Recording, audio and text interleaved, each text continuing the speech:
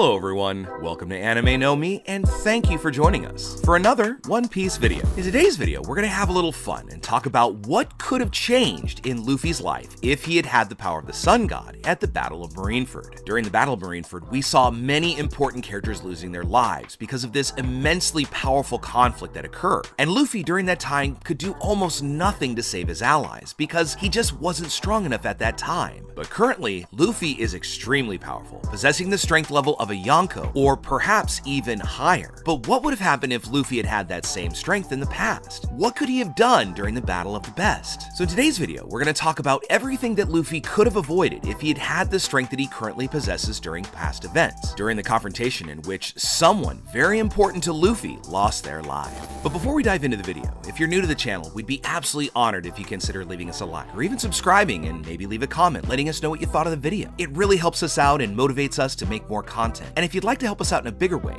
consider sharing the video or the channel with a friend. But without further ado, let's get into the video. So friends, during the battle that took place in Marineford, many pirates and marines lost their lives. But the side that lost the most people sentimentally important to them were the pirates, because Whitebeard and Ace both lost their lives during this epic battle. But if Luffy had had the power of the Sun God Nika awaken when this event occurred, it would have played out very differently, and many characters would still be alive, and there would be no way to prevent them from losing their lives, because he could have saved countless people. Starting with the main focus and reason for this fight, which was Ace. At the beginning of this fight, Luffy already tried to go right for him to save it, but with the three admirals, the fleet admiral, and Garp, they were all very close in protecting Ace. But in the original battle, Luffy would have had no chance of getting close to Ace, even though he was really quite strong at the time. But he instead had to stay back and first attack the marines that were in the area to reduce the amount of them so that Whitebeard's troops could get through. Once he managed to defeat enough enemies and gain some space over the arena,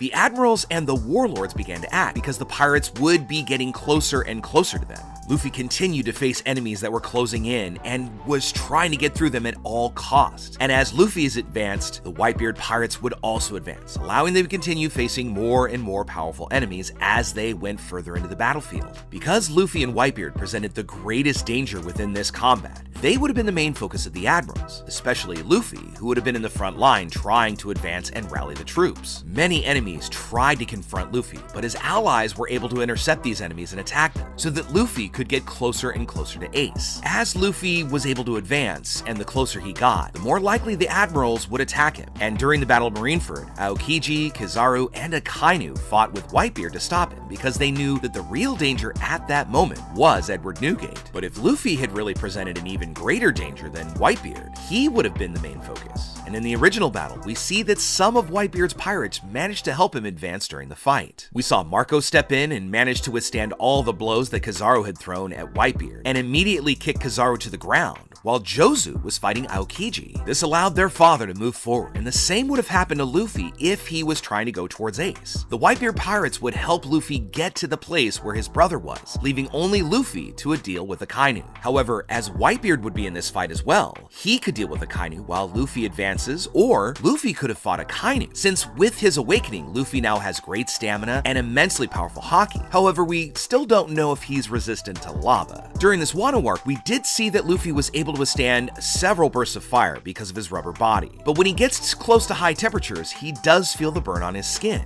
This could mean that even though his body is much more fortified, he still would feel and suffer pain from Akainu's lava attacks. And even though his technique of turning in the ground is into rubber to reflect his enemy's attacks, this may not work against lava, because lava as an element has the ability to perforate everything, even rubber, which is a component that doesn't have much resistance at high temperatures. Thus, most of Luffy's techniques might be useless against Akainu, and this would make for a very interesting fight, but it would be very likely that Luffy could still beat Akainu if he had his current power, since Luffy has a great evolution during these years, and we don't know Akainu's true level in relation to the power of a Yonko, because even though Whitebeard was not in his prime, he was still able to tank several strikes from Akainu, blows in which he bled a lot because of his advanced age and the injuries he'd already suffered, but he still did hold his own against Akainu, and Akainu did not have enough reflexes to be able to dodge Whitebeard's attacks. And so for this reason, he gradually ended up taking more and more lava blows that pierced his body and left him even more weakened. And in Whitebeard's condition, it was very likely that he didn't have the same power as the other Yonkos did at that time. Nevertheless, Whitebeard stood his ground in this fight and took all the hits because he wanted to save his son Ace. So even though he was sick and being just hurt all the time, he would not back down. But coming back to our Wano arc, Kaido was much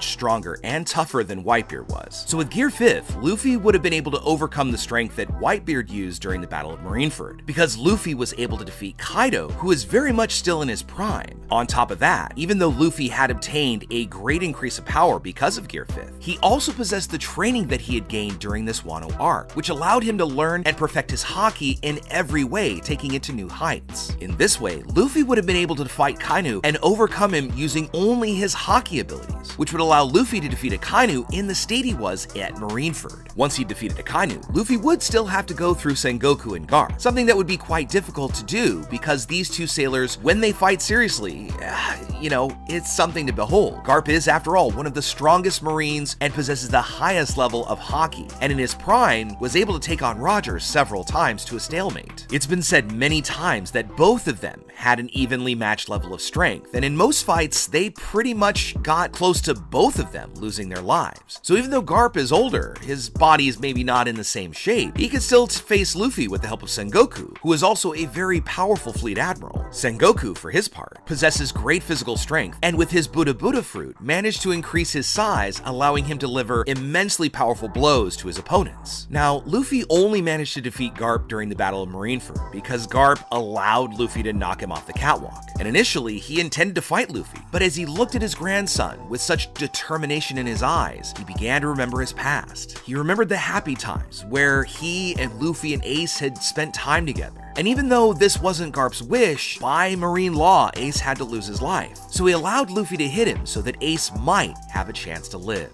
So in this different state, Garp could again be the first person to confront Luffy with these new powers, and being able to extend all his attacks, but Garp still would have had this great love for Luffy, and at some point, he would have given up his fight again. Garp would not be able to bear to fight Luffy, and much less see Ace lose his life at that moment, which would cause him to find some opportunity to be defeated by Luffy, or at least just taken out of combat. This would then force Luffy to fight Sengoku, which would be a much more balanced fight because it would be a one-on-one fight. Now, we don't know the power level of Sengoku for sure, because we've seen him fighting very little, but with Luffy's powers and his ability to support Whitebeard could then interfere in this fight and take Luffy's place so that he could save Ace while he distracts the Fleet Admiral's attention, and this would allow everyone to escape. But there's still a big problem we haven't talked about. Teach was in Marineford waiting for New Kate to become weak, and the warlords were still fighting the Whitebeard pirates. Some of these warlords could present a problem for Luffy, such as Mihawk and Doflamingo, not only because they're both powerful, but they also have the ability to cut, which is a very good attribute against Rubber, because no matter Luffy's defense, these two characters would get the cut. And even if they managed to save Ace, it's still very likely that Whitebeard might have lost his life during the fight. While Luffy was saving Ace, Whitebeard would have stayed to face the other powerful enemies to keep them busy. And then, even with all of this, he still would have sustained major wounds that would have left him physically weakened. And with Teach's arrival in this fight, things would have turned in the favor of the Marines, and he would have used the warlords to support him in defeating Whitebeard's pirates. And for having already completed his mission to rescue Ace, Whitebeard would have sent his sons back to the boat and